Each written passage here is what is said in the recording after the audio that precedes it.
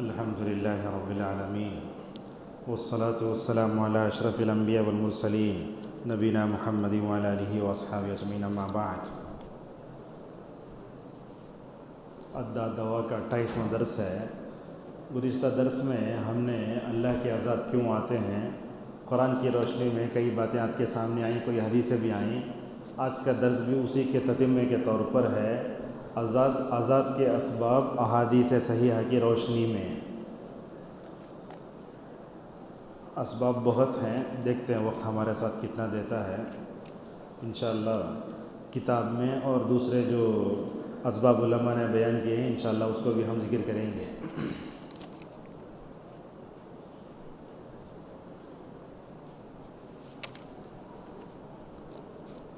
کئی حدیثیں ابن القیم نے ذکر کی ہیں، اس میں کچھ حدیثوں میں کلام ہے۔ اب کلام کے جو حدیثیں آتی ہیں اس کو ذکر کیوں کرتے ہیں، اس کا جواب یہ ہے، پہلے صحیح حدیث لا لیتے ہیں، صحیح حدیث لانے کے بعد اس موقف کی تائید کے لیے دوسری حدیثیں لاتے ہیں، اور یہی طریقہ علماء کا بھی رہا ہے۔ آپ دیکھیں گے کتاب التوحید میں بھی تقریباً 30 پر ایک حدیثیں ضعیف ہیں۔ کتنی حدیثیں ہیں؟ 31۔ کتاب التوحید پڑھنے والے جانتے ہیں کیوں ذکر کیا، تو اس کا جواب یہ ہے، کتاب التوحید کی شرح لکھنے والے علماء لکھتے ہیں کہ ابن القیم یا محمد عبد الوہاب رحمہ اللہ نے کہیں بھی اپنی صحیح عقیدے کی بنیاد جو ہے ضعیف حدیث پر نہیں رکھا۔ کیا کیا، صحیح حدیث پہلے ذکر کر دیتے، بعد میں کیا کرتے، اپنی بات کو تقویت پہنچانے کے لیے کئی دلائل لاتے۔ جیسے ہم خطبے میں سب دیکھتے ہیں نا، اپنی بات کو تقویت بنانے، باقوت بنانے کے لیے کئی سہارا لیتا ہے۔ اسی طریقے سے ابن القیم رحمہ اللہ نے بھی وہ حدیثیں ذکر کی ہیں، بعض مرسل ہیں، بعض آثار ہیں۔ اگر آپ ان کو دیکھنا چاہتے ہیں تو جن علماء نے اس کی تخریج کی ہے اس کو دیکھ لے سکتے ہیں۔ ہمارے پاس نسخہ بھی ہے، عبداللہ کاشف عمری حفظہ اللہ جو بشر الفارغ ہوئے، وہ جب گئے تھے عمرے کو تو وہ نسخہ لے کر آئے اپنے ساتھ، جس نسخے میں ماشاءاللہ پوری احادیث اور آثار کی تخریج ہے۔ اس پر کام کرنے والے علماء کون؟ ابن القیم رحمہ اللہ کی ساری کتابوں کی تخریج کی بکر ابو زید، ان کی نگرانی میں پورا کام ہوا ہو۔ اور جانتے ہیں عزیر شمس رحمہ اللہ جو بڑی علمی شخصیت ہے، مکہ میں رہتے تھے، عرب علماء ان سے موعد لے کر ان کے ساتھ بیٹھتے تھے۔ ان کے ساتھ بیٹھنے سے ماشاءاللہ کیا ہوتا، کئی کتابوں کا جو خلاصہ ہے الحمدللہ منٹوں میں معلوم ہو جاتا تھا۔ تو اس طریقے سے آثار بھی ہیں، حدیثیں بھی ہیں جو صحیح ہیں، وہ ہم آپ کے سامنے پیش کرتے ہیں۔ ایک سب سے پہلا کیا ہے، عذاب آنے کے اسباب میں اللہ تعالیٰ کے حکم کو ضائع کرنا۔ جس معاشرے میں اللہ کے حکم کو ضائع کیا جاتا ہے وہاں اللہ کا عذاب آتا ہے۔ اب دیکھیں ہمارے معاشرے میں 100% لوگ سمجھیے، اس میں کتنے لوگ نماز پڑھتے، کتنے لوگ نماز نہیں پڑھتے؟ طلباء، علماء، نیک لوگوں کو ملا کر کے کتنے فیصد لوگ نماز پڑھتے ہوں گے؟ ہاں کتنے فیصد؟ ایک 10%، بقیہ 80% لوگ نماز نہیں پڑھتے۔ یہ صورتحال ہے۔ نماز اگر خطبے میں سب یہ بات بول دیے تو لوگ بولتے کیا تمہیں خطبے میں ہم نہ مایوس کر دیے نا، لیکن صورتحال بتانا ہی پڑتا ہے۔ اب اس کی دلیل کیا ہے، اللہ تعالیٰ کے مامورات کو ضائع کرتے ہیں، منہیات سے روکتے نہیں ہیں، تب عذاب آتا ہے۔ نسائی میں، ابن حبان میں، حاکم وغیرہ میں روایت ہے، ابو الدرداء رضی اللہ عنہ ایک جگہ تھا، وہ جگہ کا نام ہے قبرص، وہاں بیٹھ کر ابو الدرداء رضی اللہ عنہ اکیلے رو رہے تھے۔ وہ یہ قول یہاں ذکر کیا ہے۔ ہاں، جب قبرص فتح ہوا تو وہاں بیٹھ کر ابو الدرداء رضی اللہ عنہ رو رہے تھے۔ کون کہتے ہیں؟ کہنے والے ہیں عبد الرحمن ابن جبیر ابن نفیر۔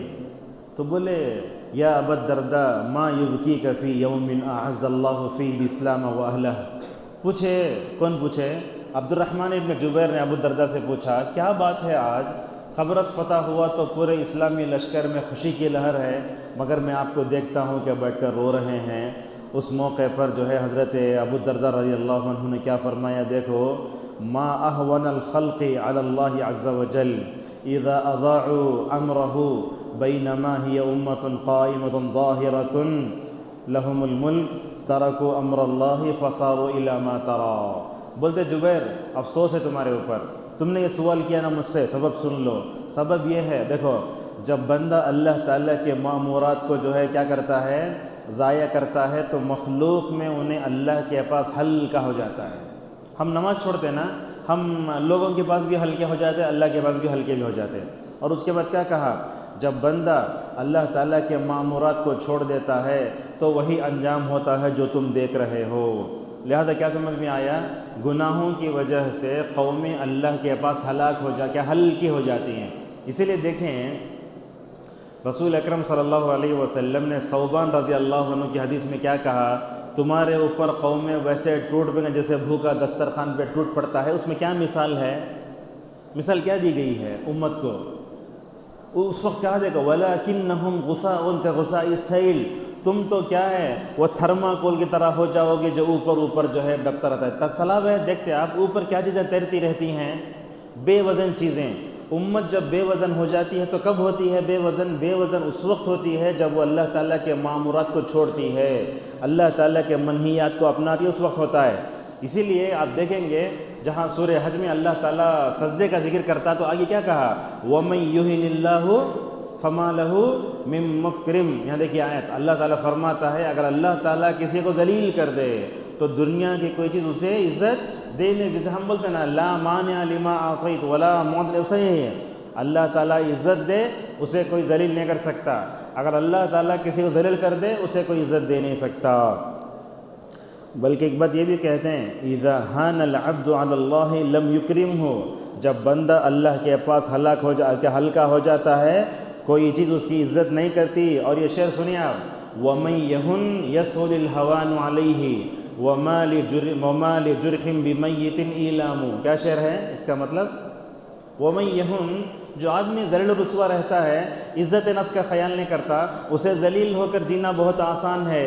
کسی بھی میت کو جا کے اگر آپ تکلیف دے تو کیا ہوتا، اسے مردار پڑا ہے اب جا کے اسے انجیکشن دو، کیا ہوتا احساس نہیں ہوتا، ایسے ہوتا ہے۔ گناہوں کی جیسے انسان ہلکا ہو گیا تو اسے کس بات کا احساس نہیں ہوتا ہے۔ سب تقریباً پہلا سبب ہو گیا ہے۔ دوسرا سبب دیکھیے، عذاب آنے کے اسباب میں جو احادیث صحیحہ میں بتایا گیا ہے، دوسرا بڑا اہم سبب ہے منکرات کو دیکھ کر خاموشی اختیار کرنا۔ منکرات کو دیکھ کر خاموشی اختیار کرنا۔ عموماً کیا ہوتا ہے، آپ دیکھتے ہیں برے لوگ ہوتے، برے لوگوں کے ساتھ اگر اچھے لوگ رہے تو کیا ہوتا، عذاب آیا تو اچھے لوگ بھی کیا ہوتا، لپیٹ میں آ جاتے ہیں۔ مگر اچھے لوگ ہیں ساتھ میں برے لوگ بھی ہیں، عذاب نہیں آتا۔ کیوں؟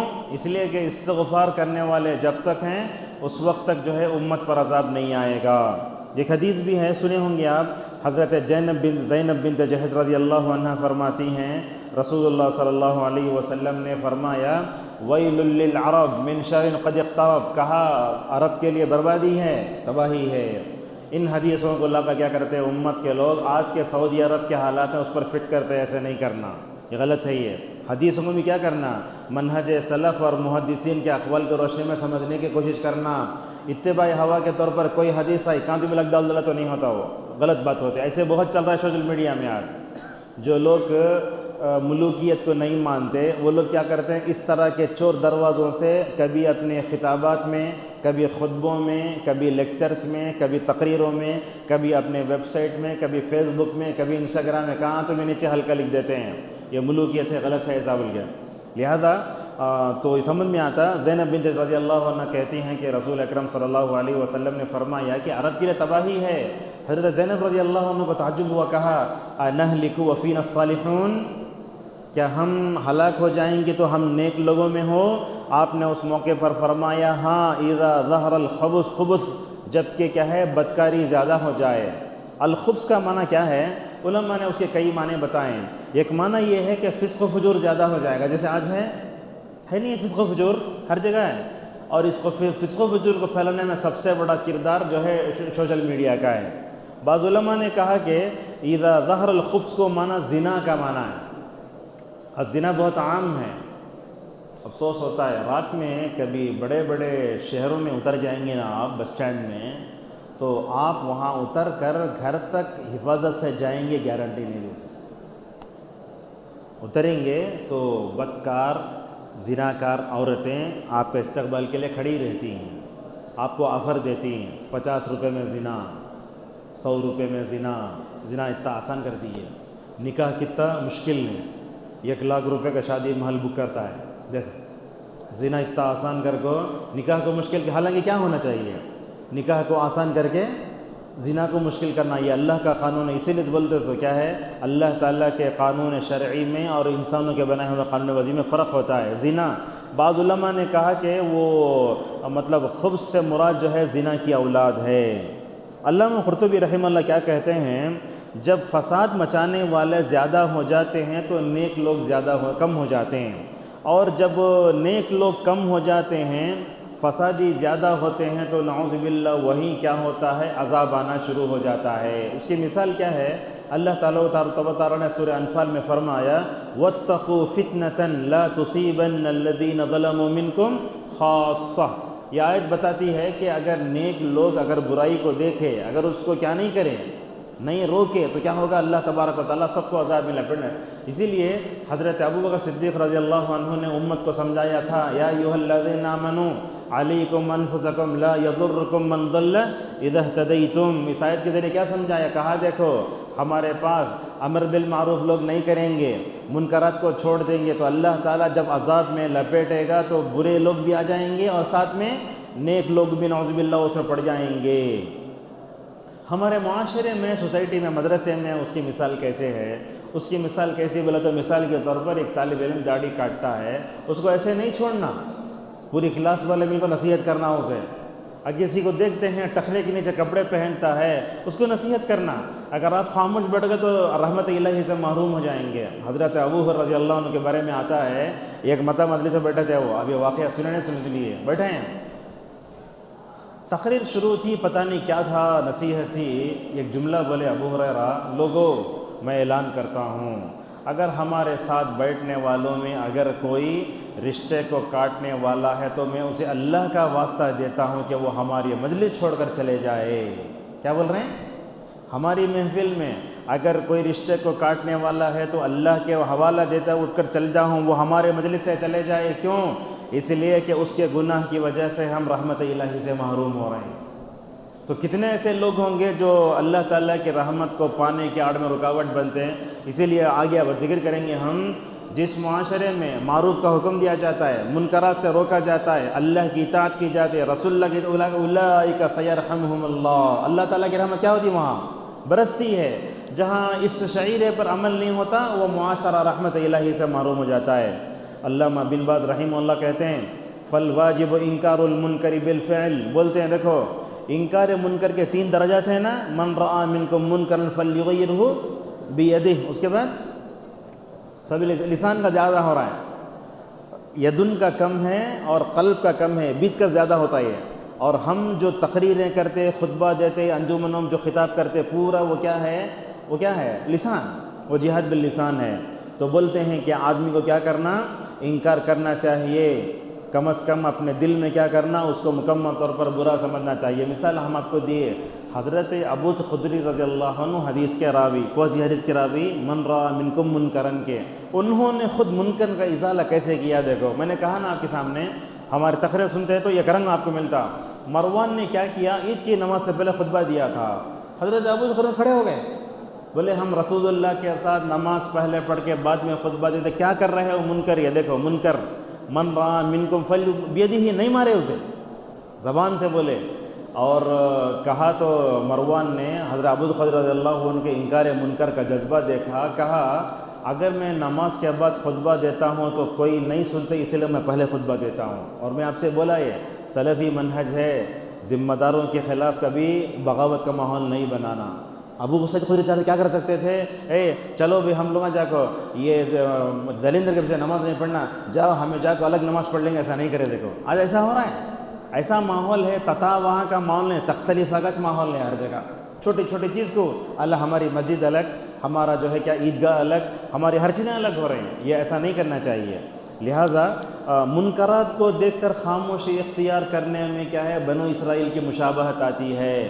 سورہ مائدہ میں پڑھیے، اللہ تعالیٰ فرماتا ہے لعن الذین کفروا من بنی اسرائیل علی لسان داؤد و عیسی ابن مریم، بنی اسرائیل اللہ تعالیٰ کے لعن کا شکار کیوں ہوئے؟ سبب نیچے آیا کانوا لا یتناہون عن منکر فعلوا، مطلب کیا؟ اس آیت کا مطلب یہ ہوا منکر کو دیکھ کر بھی خاموش رہتے تھے۔ وہ کیا منکر تھا وہ جس کو دیکھ کر بنی اسرائیل نے خاموشی اختیار کی تھی؟ بتا سکتے ہیں؟ ہاں، مچھلیاں پکڑنا۔ اور جس منکر کو دیکھ کر بنی اسرائیل نے خاموشی اختیار کی، جس پر یہ عذاب کی آیتیں اتری، وہ کیا تھا؟ وہ تھا عورتوں کا بن ٹھن کر مسجد کو آنا۔ حضرت عبداللہ مسعود رضی اللہ عنہ کہتے ہیں کیا کہتے ہیں بنی اسرائیل جب کسی کو منکر کو دیکھتے تو چھوڑتے، تو بولتے سب سے پہلے نقص یہیں داخل ہوا۔ اور علامہ ابن حجر رحمہ اللہ ایک بات بتاتے ہیں، عورتوں کو پہلے ایام کم ہوتا تھا، 3 دن 4 دن 5 دن، یہ بنی اسرائیل کی عورتوں کی شرارت کی وجہ سے اللہ تعالیٰ حیض کے ایام میں بڑھا دیا ہے۔ کسی عورت کو 4، کسی کو 5، کسی کو 10، کسی کو 15، شرارت کیسی آتی ہے۔ اسی لیے فرمایا نا رسول صلی اللہ علیہ وسلم نے، جو عورت عطر لگا کے ہمارے مسجد کو آئے تو وہ اس کو کیا ہے، ہمارے مسجد کے قریب آنے کیا نہیں ہے، ضرورت نہیں ہے۔ کہا فلا یقربن مسجدنا۔ حضرت ابو رضی اللہ تعالیٰ عنہ نے ایک عورت کو دیکھا کہ وہ کیا ہے، وہ خوشبو لگا کر جا رہی ہے، بولے اے جبار کی بندی جاؤ سب سے پہلے نہاؤ، غسل کرو، تب تک غسل نہیں کرو گے تمہاری نماز قبول نہیں ہوگی۔ سمجھ میں آتا ہے منکرات کو دیکھ کر خاموش ہونا بڑا خطرناک ہے۔ اچھا، قرآن کی روشنی میں آپ لوگ یہ بتاؤ کہ صحابہ کرام کی قرآن میں ان کی کامیابی کے 4 اللہ تعالیٰ جو ہے وہ وجوہات بتاتا ہے۔ جماعت پنجم کے طلبہ پڑھ چکے ہیں، وقت کم ہے نا، مواد زیادہ، اسی لیے میں بول دیتا ہوں۔ اس میں فرماتا ہے الذین ان مکناہم فی الارض اقاموا الصلاۃ وآتوا الزکاۃ وامروا بالمعروف ونہوا عن المنکر وللہ عاقبۃ الامور۔ بولتے ہیں علماء یہ ہذہ الآیۃ نزلت فی الصحابہ، صحابہ میں اتری ہے۔ صحابہ نے ماشاءاللہ ان 4 چیزوں کو پرفیکٹ کیا۔ نماز ابو بکر ہی پڑھاتے تھے، زکوٰۃ کے نظام کو، سسٹم کو اچھا کیا، معروف کا حکم بھی دیا، منکرات سے روکا۔ اللہ کی نبی نے کہا نا خیر الناس قرنی ثم الذین یلونہم۔ اب دیکھو معروف کا حکم دینے اور منکرات سے روکنے میں صحابہ کا جو کردار تھا اس کے بعد کے زمانے میں نہیں آ سکا وہ۔ لہٰذا عمر رضی اللہ عنہ کے بارے میں آتا نہ پڑے نا مختارات میں، مقتل عمر بن الخطاب میں، وہ آج لڑکا آتا آ کے جو ہے ان سے بات کرتا، خوب تعریف کرتا، واپس جاتے رہتا۔ حتی ابو عمر بولتے ہیں ردوانی الغلام، آدمی واپس نہ ہو۔ دیکھو بستر مرگ پر پڑھ کر بھی حضرات صحابہ کرام نہی المنکر کو نہیں چھوڑتے تھے۔ وہ آدمی قریب آیا تو کیا بولے، یا غلام ارفع ثوبک فإنہ انقی لثوبک واتقی لربک، تمہارا کپڑا اوپر رکھے تو پاک رہے گا، تمہارے دل میں تقوی پیدا ہوگا۔ علامہ ابن حجر رحمہ اللہ کہتے ہیں عمر رضی اللہ عنہ کے اس فعل سے معلوم ہوتا ہے نہی عن المنکر ہمیں کیا بیماری کی حالت میں بھی نہیں چھوڑنا چاہیے۔ اب ایک جملہ سمجھ میں آیا، اس سے کیا سمجھ میں آیا، فَإِنَّهُ أَنْقَى لِثَوْبِكَ وَأَتْقَى لِرَبِّكَ، یہ جملے پر غور کریں آپ لوگ، کیا سمجھ میں آتا ہے؟ اس سے یہ سمجھ میں آتا ہے کہ جو متقی ہوتا ہے وہی ٹخنے کے اوپر پہنتا ہے، جس کے اندر تقوی نہیں ہوتا وہ ٹخنے کے نیچے پہنتا ہے۔ معلوم ہو رہا ہے، کپڑے بھی صاف، دل بھی صاف، دل و تقوی پیدا ہوتا ہے۔ اور میں سمجھتا ہوں شاید صحابہ کا زمانہ ماشاءاللہ عذاب کا زمانہ تھا، عذاب آیا صحابہ کے زمانے میں نہیں آیا۔ یہاں علامہ ابن القیم رحمہ اللہ ذکر کرتے ہیں ایک جگہ جو ہے حضرت عمر رضی اللہ عنہ کا زمانہ تھا تو مدینہ میں زلزلہ آیا، بولتے ہیں زلزلت المدینۃ علی عہد عمر، تو حضرت عمر نے پوچھا لوگ کیا ہیں، تو حضرت عمر رضی اللہ عنہ نے اس موقع پر فرمایا یہ زلزلہ آیا بدعتوں کی وجہ سے۔ حالانکہ علامہ ابن تیمیہ رحمہ اللہ لکھتے ہیں اللہ تعالیٰ نے رسول اللہ کے شہر کو بدعتوں سے بڑا بچا کے رکھا تھا۔ اب دیکھو مکہ اور اس کے علاوہ مصر، عراق، کوفہ، بصرہ، ہر جگہ بدعتیں پیدا ہو گئی تھیں، مگر صحابہ کرام مدینے میں تھے نا، انہوں نے کیا کیا، اپنے وجود سے مدینے میں بدعتوں کو پیدا ہونے نہیں دیا تھا، اسے کوشش تھی، لیکن زلزلہ آیا تو کہا یہ زلزلے آتے ہیں بدعتوں کی وجہ سے۔ ہمارے پاس بھی ہم دیکھتے ہیں وہاں زلزلہ آیا وہاں ڈوب گئے، ہم لوگ تو کیا کرتے خالی اسٹیٹس پر رکھ لیتے، دیکھ لیتے، مگر عبرت نہیں آتی ہمیں، تو لہذا سمجھ میں آتا ہے معروف کو حکم دینا اور منکرات سے روکنا یہ بہت ضروری ہے۔ اب یہاں ایک بات آپ کو بتاتا ہوں، معروف اور معروف کا حکم دینے، منکرات کے روکنے کے اعتبار سے امت میں 3 طبقے ہیں۔ ایک طبقہ ایسا ہے خالی معروف کا حکم دیتا. اب چونکہ یہ ویڈیو اپلوڈ ہو رہا ہے اسی لیے ہم اشارے کنائے میں بات کرتے ہیں. بخالی لوگ کیا کرتے ہیں؟ معروف کا حکم دیتے ہیں. ان کا کہنا یہ ہے معروف کا حکم دیے تو منکرات خود بخود چل جاتے ہیں. بولتے صحیح ہے کیا؟ یہ صحیح نہیں ہے. آپ نماز کا حکم دو تو سب سے پہلے توحید کا حکم دو. جہاں معاشرے میں شرک ہے اس کی جڑیں کاٹو. جہاں شرک ہے وہاں سے ہلو ہٹ گے گا نہیں ہوتا ہو، باقاعدہ روکنا. ایک چیز ہوئی. دوسری چیز، بعض لوگ دیکھتے ہیں بعض طبقات ہیں ہمارے پاس، خوارج، دوسرے معتزلہ وغیرہ، یہ لوگ کیا کرتے ہیں منکر کے باب میں شدت برتتے ہیں. اسی لیے شدت برتنے کا نتیجہ کیا ہوا؟ منکر ہے شدت برتتے ہیں، نتیجہ کیا ہوتا؟ نتیجہ یہ ہوا کہ خوارج نے مرتکب کبیرہ کو دار اسلام سے خارج کر دیا. ایسا نہیں کرنا. سمجھ میں آ رہا ہے؟ انکار منکر میں شدت نہیں آنا. علامہ ابن القیم رحمہ اللہ ادع الی سبیل ربک بالحکمت والموعظۃ الحسنۃ وجادلہم باللتی ہی احسن میں لکھتے ہیں کہ مدعو کی 3 حالتیں ہوتی ہیں. کچھ ایسے ہیں جن کو حکمت سے بلانا چاہیے، کچھ ایسے ہیں جن کو نصیحت کرنا چاہیے، کچھ لوگ ایسے ہوتے ہیں بحث و مباحثہ ہے اسے ان کو مکمل طور پر کیا کرنا پڑتا؟ بس کرنا پڑتا ہے. تو لہٰذا یہ منکرات میں شدت اچھی بات نہیں ہے. اچھا، یہ دونوں غلط ہیں. خالی معروف کا حکم دینا یہ بھی غلط ہے، منکرات میں شدت اختیار کرنا یہ بھی غلط ہے. کرنا کیا بولے تو معروف اور منکر میں ہمیں انبیاء کے منہج کو فالو کرنا. انبیاء علیہ السلام کیا کیے؟ معروف کا حکم بھی دیے، منکرات سے روکے بھی. بلکہ ہم یہ کہہ سکتے ہیں کہ انبیاء کی، دیکھو یہاں دیکھو سورہ اعراف میں آپ دیکھتے ہیں الذین یتبعون الرسول الامی، وہاں کیا ہے؟ بعثت کے مقاصد کا ذکر ہے. ہم کیا سمجھتے ہیں؟ هو الذی بعث فی الامین، وہاں سے سمجھتے ہیں وہاں بھی ہے یہاں بھی ہے. وہاں اللہ تعالیٰ فرماتا ہے یأمرہم بالمعروف وینہاہم عن المنکر. دیکھو اللہ کے نبی کے دنیا میں بھیجے جانے کا مقصد یہ کہ آپ معروف کا حکم دیں اور منکرات سے مکمل طور پر روکیں. اب سوال یہ آتا ہے کہ معروف کے حکم دینے کا طریقہ کیا ہے؟ اس لیے کہ اس وقت تحریکیں، جماعتیں، تنظیمیں، پارٹیاں بہت کام کر رہی ہیں. ہر ایک کا جو کہنا یہ ہے کل حزب بما لدیہم فرحون. تو اب درس میں آپ یہ لوگ سن لو، معروف کا حکم دینے اور منکر سے روکنے کچھ اصول بھی ہوتے ہیں. یہ اصول کو نوٹ کرو. اصول کیا ہیں؟ آپ لوگ بھی میدان دعوت میں جا کر کام کریں گے نا، فیلڈ ورک میں، کیسا خالی معروف کا حکم دینا کیا؟ یا منکرات سے روکنے کے بارے میں مثال طور پر گئے عذاب آتا، وہ ایسا ڈرا کے چھوڑتے لوگ جو ہے خطبے کے بعد مایوس ہونا شروع ہوتے. نہیں، ایسا نہیں کرنا. یہ اصول جب تک ہمیں نہیں اپناتے اس وقت تک کامیاب نہیں ہو سکتے. وہ میں نے جہاں سے وہ اصول لیے ہیں وہ کتاب کا نام بول دیتا ہوں. وہ کتاب کا نام ہے قواعد مہمہ فی الامر بالمعروف والنہی عن المنکر. قواعد مہمۃ فی الامر بالمعروف والنہی عن المنکر علی ضوء الکتاب والسنہ. قواعد مہمہ فی الامر بالمعروف والنہی عن المنکر علی ضوء الکتاب والسنہ. یہ کتاب ہے 60 صفحے کی. اس کے جو مؤلف ہیں جامعہ اسلامیہ کے استاد ہیں دکتور حمود بن احمد الرحیلی. سلیمان الرحیلی نہیں، اسی خاندان کے ہیں یہ، حمود بن احمد الرحیلی.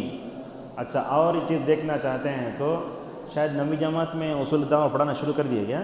ہاں، تو اس میں آتا ہو اصول الدعوہ جو کتاب ہے. وہ ہم لوگ جو دعوتی چیز کے بارے میں جو چیز پڑھے اس کے مؤلف تھے دکتور عبدالرب سید نواب الدین. یہ کتاب کا نام ہے، یہ مؤلف ہیں.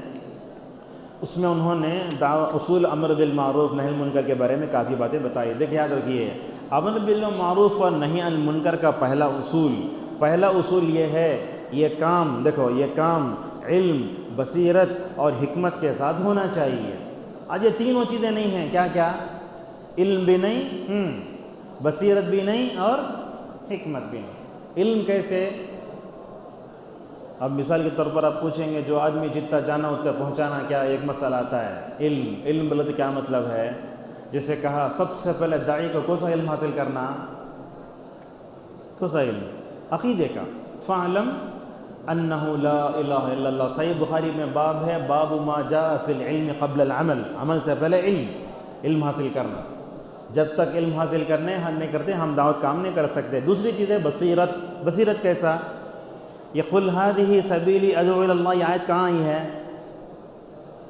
ہر آیت کے سیاق میں دیکھو کہاں آئی ہے؟ سورہ یوسف میں. کیوں آئی ہے؟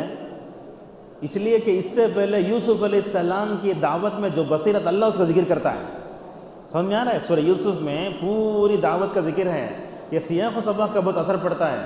ہم لوگ کیا کرتے ہیں، بیچ میں سے بلی چوہا کو پکڑنا وہ اٹھا لگا آئے تھے، نہیں کرنا۔ سیاق سبق میں دیکھنا، حضرت یوسف کی دعوت دیکھو جیل میں کیسے تھی، علم کے ساتھ، بصیرت کے ساتھ۔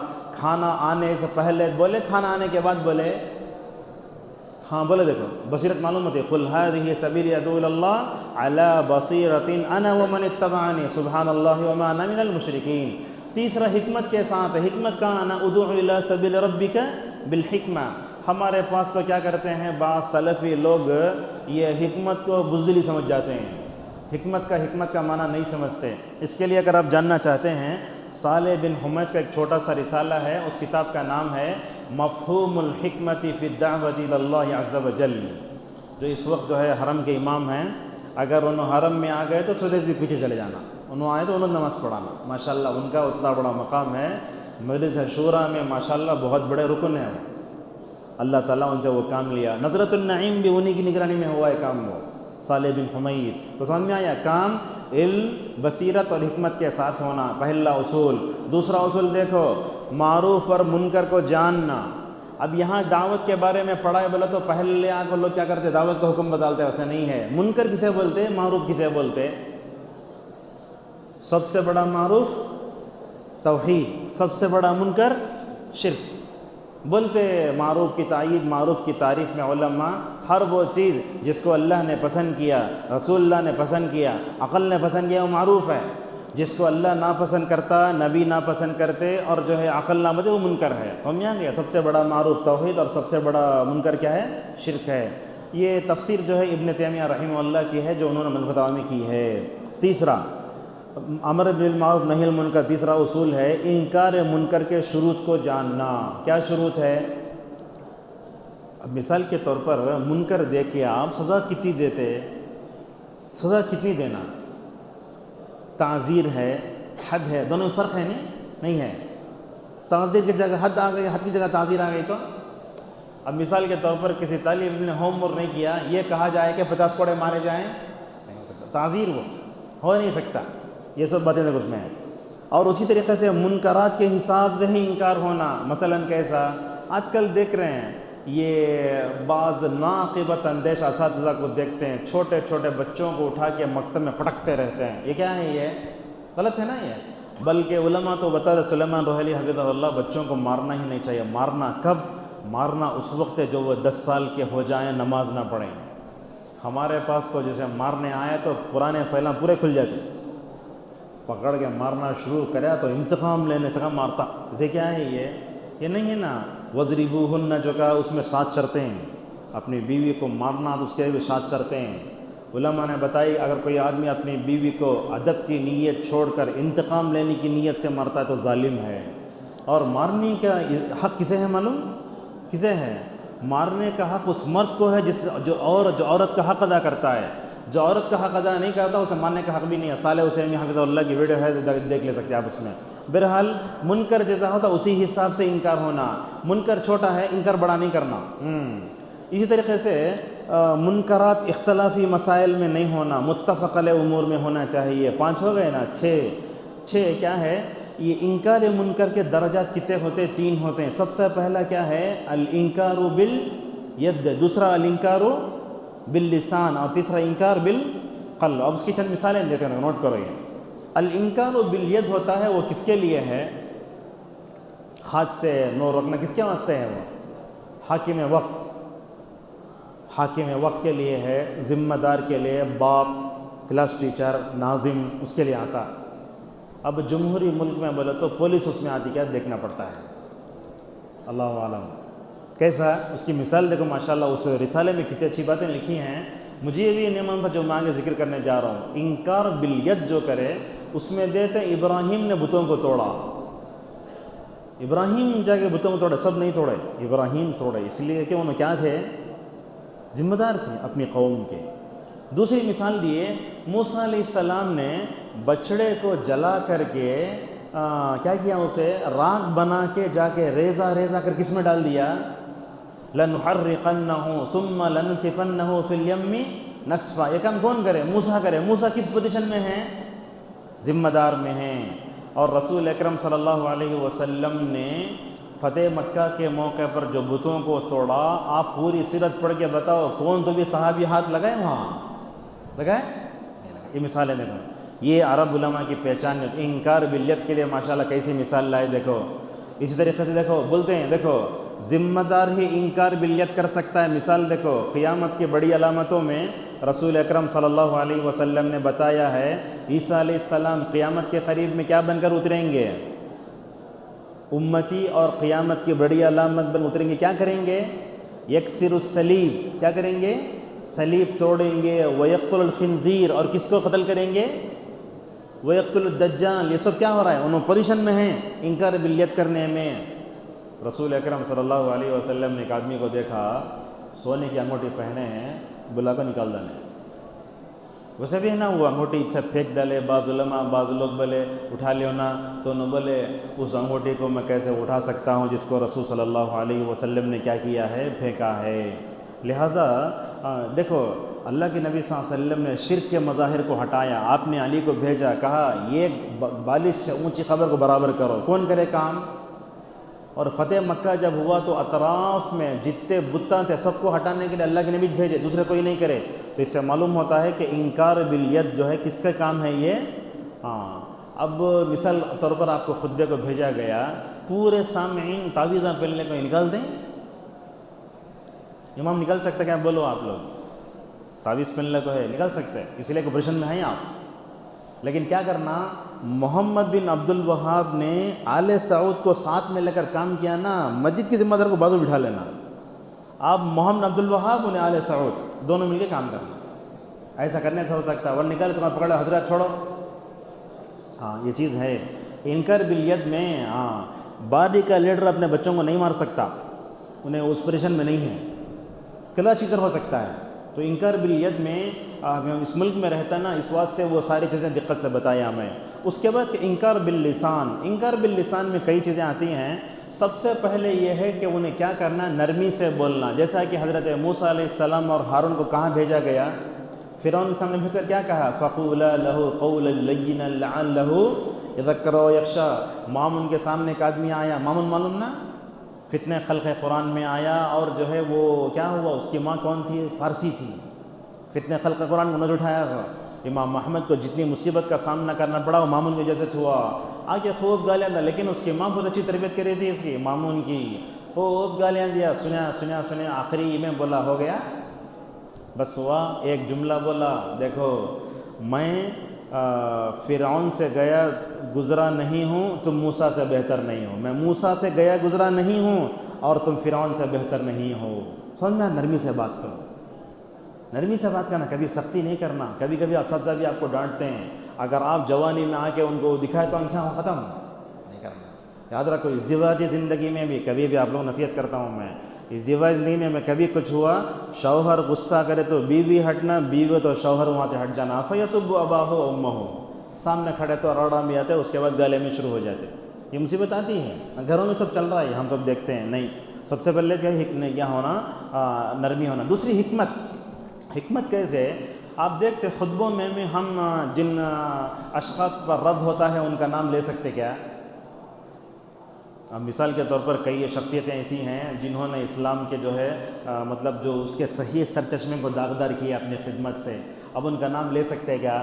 تو علماء اس کے بارے میں دو باتیں بتاتے ہیں، بولتے ہیں کہ ان کا نام لے سکتے طلباء کی مجلس میں، علماء کی مجلس میں، اس لیے کہ ان کو داعی بنانا اس لیے، ورنہ عام جگہ نہیں لینا۔ اب دیکھو اس کے لیے چاہتے ہیں تو آپ دے سکتے، کتنی حکمت سے کام کرے۔ ابن ابی العز رحمہ اللہ جب عقیدہ طحاویہ کی شرح لکھے ہیں نا تو پورے قائد مذہب کر ڈالے، حالانکہ اس کتاب میں ابن تیمیہ کے اقوال بہت ہیں، آدھا صفحہ ہے، تو کیا بولے حذف کرے تو وجہ بولے پہلے عقیدہ طحاویہ کو احناف قبول نہیں کرے، اگر میں اس میں ابن تیمیہ کا قول ذکر تو اس میں کیا نہیں کریں گے؟ قبول نہیں کریں، اس لیے حکمتاً میں نے حذف کر دیا ہے۔ تو نام نہیں لینا، حالت کے اعتبار سے آپ جو ہے اس کے بارے میں فیصلہ کریں۔ اب میں دیکھتا ہوں ہمارے جو سینئر علماء ہیں ان کو دیکھتا ہوں، اگر کسی کی مصیبت زیادہ بڑھ گئی، نوجوان زیادہ ہو گئے تو نام لے سکتے ہیں۔ اب مثال طور پر بولے فرت ہاشمی، انجینئر مرزا، بول سکتے ہیں، کیا بھی حرج ہے، اس لیے کہ ان کا شر بڑھ گیا ہے، اور پرنوجوان کیا ہو رہے ہیں، وہ شر کے پیچھے بھاگ رہے ہیں، تو اس وجہ سے آپ وہ بول سکتے ہیں۔ اچھا، اللہ کے نبی صلی اللہ علیہ وسلم کا اسلوب کیا تھا؟ آپ فرماتے ما بال اقوام یفعلون کذا و کذا۔ دیکھو امام احمد رحمہ اللہ کہتے ہیں ابن مسعود رضی اللہ عنہ نے اپنے شاگردوں کی تربیت ایسے فرمائی، دیکھو حکمت کیسی ہے، نرمی کیسی ہے۔ انہوں جاتے رہتے، ابن مسعود کے شاگرد اگر کوفے میں بصرے میں غلط چیزیں دیکھے تو کیا بولتے؟ جملہ دیکھو، بولتے مہلن رحمکم اللہ، اللہ رحم کرے تم رک جاؤ۔ اور اللہ کے نبی نے بھی ایسے فرمایا، جانا نا السلام علیکم کون بولے آ کر کے نبی کو؟ یہودیاں۔ حضرت عائشہ غصہ آیا، کون تو بھی بیوی کے سامنے اس کے شوہر کو تمہیں مر جاؤ بولے تو کون تو بھی بیوی برداشت کرے گی اسے؟ چہ جائے کہ نبی۔ حضرت عائشہ نے کہا تم مر جاؤ، مہلن مہلن یا عائشہ، مان رک جاؤ یا رک جاؤ۔ جس کام میں نرمی ہوتی ہے اللہ تعالیٰ اس میں برکت دیتا ہے، جس میں سختی آتی تھی ہوتا ہے۔ آپ نے اس کے بعد فرمایا عائشہ انہوں میرے اوپر جو بد دعا کرے وہ قبول نہیں ہوئی، مگر جو تمہیں بد دعا دی وہ قبول ہو گئی۔ حالانکہ لَتَجِدَنَّ أَشَدَّ النَّاسِ ہے، پھر بھی آپ نے دیکھو حکمت سے ماشاءاللہ ان کو روکا۔ اور انکار باللسان میں وعظ بھی آتا ہے، وعظ بولے تو نصیحت۔ اس میں سلیمان بن خواص رحمہ اللہ کا قول بہت اچھا ہے، وہ کہتے ہیں جو آدمی اپنے بھائی کو نصیحت کرتا ہے چھپا کر کے، تنہائی میں بلا کر بولتا ہے، گویا اس نے نصیحت کی۔ اگر کسی نے پورے لوگوں کے سامنے نصیحت کیا تو گویا وہ نصیحت نہیں فضیحت ہے، اس کو رسوا کر دیتا ہے۔ اور کبھی کبھی انکار باللسان میں شدت بھی آنا پڑتی۔ کیسے شدت بھی آنا؟ شدت کیسے آتی؟ مثال دو۔ اب جیسے ابراہیم علیہ السلام اپنے قوم کو سمجھا کو ختم ہو گیا، بولے اف لکم ولما تعبدون من دون اللہ۔ اچھا، کبھی ڈرانے کا اسلوب بھی آنا چاہیے۔ کیسا ڈرانے کا اسلوب؟ ایک مثال دیے وہ اپنی کتاب میں، کہتے ہیں عائشہ رضی اللہ عنہ، میں نے اپنے بھائی عبد الرحمن کو دیکھا۔ عبد الرحمن معلوم نا ان کے بھائی عائشہ کے کیا ہے؟ حضرت سعد بن ابی وقاص رضی اللہ عنہ کا مدینے میں مسجد نبوی میں علاج کے دوران انتقال ہو گیا۔ عبد الرحمن بن ابو کیا کر رہے ہیں؟ جلدی جلدی وضو کر رہے ہیں، اس لیے کہ نماز جنازہ میں جانا ہے۔ بہن دور سے کھڑی ہو کر دیکھ رہے ہیں، بولتی اے عبد الرحمن وضو میں جلدی مت کرو۔ انکار باللسان، دیکھو وضو میں جلدی مت کرو، میں نے رسول صلی اللہ علیہ وسلم کو کہتے سنا ہے ویل للعقاب من النار، اگر تمہارے ایڑی میں رتی برابر بھی جگہ سوکھی رہے تو کیا نہیں ہوتی؟ نماز نہیں ہوتی۔ ہم بھی دیکھتے ہیں طلبا کو، سب کو 1-20 کو جماعت ہے، 18 کو آتے جلدی جلدی جلدی کرتے، کیا کرتے سمجھ میں نہیں آتا، نہ شروع کا اعوذ باللہ، نہ بسم اللہ، نہ وضو کے بعد کی دعائیں، کیا نہیں، ایسا نہیں کرنا، یہ سب خشوع خضوع کے منافی ہے۔ اور اسی طریقے سے یہ بات بھی ہے، دیکھو جہاں اللہ کی نافرمانی ہو تو وہاں بیٹھ سکتے۔ وَإِذَا رَأَيْتَ الَّذِينَ يَخُوضُونَ فِي آيَاتِنَا فَأَعْرِضْ عَنْهُمْ حَتَّى ان وہاں سے اٹھ جانا۔ جہاں غیبت ہوتی، گناہ کبیرہ ہوتا، گناہ کی باتیں نہیں بیٹھنا، آپ لوگ باریوں میں سب یہ باتیں مت کرو۔ یہ فَأَعْرِضْ عَنْهُمْ حَتَّى يَخُوضُوا فِي حَدِيثٍ غَيْرِهِ۔ اور ایک بات بھی بولتے کیا ہے، معروف اور منکر کے اصولوں میں یہ ہے کہ آدمی کو حالات کو دیکھ کر جو ہے فیصلہ کرنا چاہیے۔ حضرت عبداللہ ابن عباس رضی اللہ عنہ کے کہتے ہیں رسول اکرم صلی اللہ علیہ وسلم ہمیں نصیحت کرتے مگر کبھی کبھی چھوڑ دیتے۔ اگر مسجد سلطان میں دوا کا درس 7 دن رہا تو کیا کریں گے آپ لوگ؟ خالی میں سننا، کون بھی نہیں آئے گا، نہیں آتا۔ بولے مخافت السامت علینا، لوگ بولے ابن عباس نصیحت کرو، ہم نہ بولے نہیں، اللہ کے نبی ہم نہ چھوڑ کو نصیحت کرتے تھے۔ اور اسی طریقے سے عذاب آنے کے اسباب میں ایک سبب یہ بھی ہے، وہ کیا ہے؟ قول و عمل کا تضاد۔ کیا کا تضاد؟ قول و عمل کا تضاد۔ اللہ نے کیا فرمایا؟ لِمَ تَقُولُونَ مَا لَا تَفْعَلُونَ كَبُرَ مَقْتًا عِندَ اللَّهِ أَن تَقُولُوا مَا لَا تَفْعَلُونَ۔ یہ قول و عمل کا تضاد کس کے اندر آتا ہے؟ قول و عمل کا تضاد ہم بھی پڑھتے لیکن عمل نہیں کرتے، سبب کیا ہے؟ دلوں کا نفاق، دلوں کے نفاق سے آتا ہے۔ اس میں یہ بھی ہے لا تنہ عن خلق وتأتی مثلہ عار علیک اذا فعلت عظیم۔ کوئی بھی کام کیا کرنا؟ سب سے پہلے اپنے نفس سے شروع کرنا۔ قیامت کی علامتوں میں رسول اکرم صلی اللہ علیہ وسلم نے یہ جو ہے علامت بتائی، علم اٹھ جائے گا اور کیا ہو جائے گی؟ اور جہالت پھیل جائے گی۔ عالم کب ترقی کرتا ہے دنیا میں؟ معلومات کی وجہ سے، عمل کی وجہ سے۔ بولتے ابن القیم رحمہ اللہ، عالم کو اللہ اس وقت اٹھاتا ہے جب کہ وہ عمل کرتے ہیں۔ تو یہ ہم کیا کرنا؟ ہمیں کفر اور نفاق سے مکمل طور پر دور رہنا چاہیے۔ سارے صحابہ کرام کیسے تھے ماشاءاللہ، جب بھی کوئی چیز آتی تو اس پہ عمل کرتے تھے۔ اور دعاؤں کے ہمارے عذاب آنے کے اسباب میں حب الدنیا و کراہیت الموت بھی ہے۔ آج یا لیت لنا مثل ما اوتی قارون بولنے والے زیادہ ہیں، وَيْلَكُمْ ثواب اللہ خیر لمن آمن وعمل صالحا بولنے والے کم ہیں۔ اللہ تعالیٰ نے غزوہ احد میں دیکھا بعض صحابہ وہ بھی مال کی محبت میں انجانے میں گرفتار ہو کر نیچے اتر آئے۔ اللہ نے فرمایا منکم من یرید الدنیا ومنکم من یرید الآخرہ۔ اور عذاب کے اسباب میں ایک دو سبب ہیں، اس کو ہم معمولی سمجھ جاتے ہیں، وہ ہے پیشاب کے چھینٹوں سے اپنے آپ کو نہ بچانا اور چغل خوری۔ چغل خوری بڑی خطرناک ہوتی ہے۔ ابو الخطاب حنبلی رحمہ اللہ کہتے ہیں چغل خور 1 گھنٹے میں وہ کام کرتا ہے جو جادوگر 1 سال میں نہیں کرتا۔ استغفار نہ کرنا، صدقہ و خیرات نہ کرنا، اس سے بھی جو ہے عذاب آتا ہے، جیسا کہ اللہ کے نبی فرماتے ہیں فَإِنَّ صَدَقَةَ السِّرِّ کیا ہے تُطْفِئُ غَضَبَ الرَّبِّ وَتَدْفَعُ مِیتَةَ السُّوءِ، بدعتوں سے بھی عذاب آتا ہے، جیسا کہ ہم آپ کے سامنے بیان کر چکے ہیں۔ اور ایک بات بھی ہے، عذاب آنے کے اسباب میں جن کا ذکر احادیث میں ہوا ہے، اس میں ایک سبب ہے لوگوں کا ناحق مال کھانا۔ مجھے معلوم ہے، میرا جامعہ اسلامیہ کا دوسرا سال تھا، ہم لوگ حرم کو چل کر جا رہے تھے، ایک بنگالی طالب علم کو دیکھے، بنگلہ دیش کا، یہاں انڈیا کا نہیں بنگلہ دیش کا۔ انہیں کیا کیا، ایک آدمی فون میں بات کر رہا تھا، جا کے چھین لیا، چھین کر کیا کیا، انہیں فوراً جو ہے سگنل کراس کرا، نہ فون اپنا ہوا نہ دوسرا ہوا، جان گنوا بیٹھا، ایسا فون لے کے وہ گیا، تیز کار آگے مار لے چلے۔ آنکھوں میں دیکھو دیکھو، ناحق مال نہ کھاؤ۔ ناحق مال کیا ہوتا ہے، ہمارا دنیا اجاڑتا ہے، آخرت اجاڑتی ہے، اور زندگیوں میں سکون نہیں رہتا ہے۔ اب دیکھو فلموں میں کام کرنے والے ایک فلم کے لیے کتنا لیتے بولو، کروڑوں لیتے، دوسرے محنت کے آنسر آ جاتا، لیکن اس کے ہٹا کر ایک عالم کو دیکھے، مؤذن کو دیکھو، تنخواہ 15,000 سکون سے زندگی گزارتا۔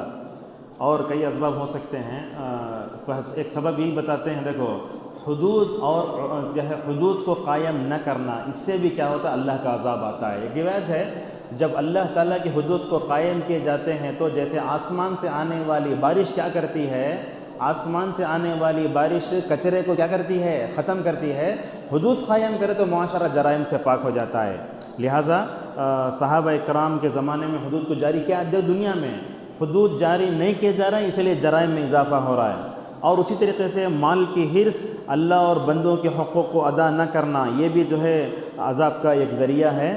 اور ایک چیز بھی ہے جو گزشتہ انبیاء کے قوم میں جو ہلاکت ہوئی، اس میں ایک چیز کیا ہے، دیکھو سوال کر کے پریشان کرنا، کثرت اختلافی عملہ انبیاء میں کہا گیا نا۔ اور اسی طریقے سے قرآنی آیتوں کے مشابہ آیتوں کے پیچھے پڑ جانا۔ رسول اکرم صلی اللہ علیہ وسلم کی ایک حدیث بیان کرتے ہیں، کہاں ہے وہ، عبداللہ ابن عمر ابن عاص رضی اللہ عنہ کہتے ہیں رسول اکرم صلی اللہ علیہ وسلم نکلے، 2 آدمی وہ لڑنے لگے، تو آپ نے ان کو دیکھ کر کہا کیا لڑ رہے ہیں، تو آپ نے فرمایا دیکھو یہ لوگ متشابہ آیتوں کو لے کر لڑ رہے ہیں، تو آپ نے فرمایا انما ہلک من کان قبلکم۔ اور اس طریقے سے دین میں غلو، جیسے آپ نے فرمایا ہلک المتنطعون، اور دنیا میں حد سے آگے بڑھنا، وہ بھی اس سے پہلے ہم بتا چکے ہیں۔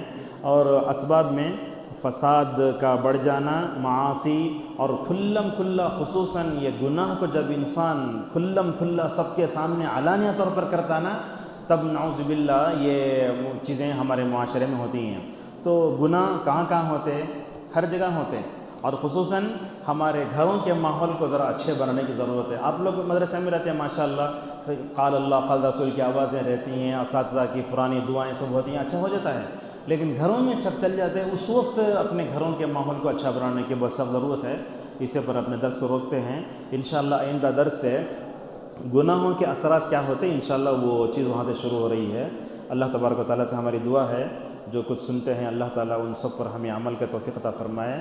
احادیث میں عذاب کے جو عذاب بیان کیے گئے، اللہ تعالیٰ تمام اسباب سے ہماری حفاظت فرمائے، آمین۔ وآخر دعوانا الحمد للہ رب العالمین۔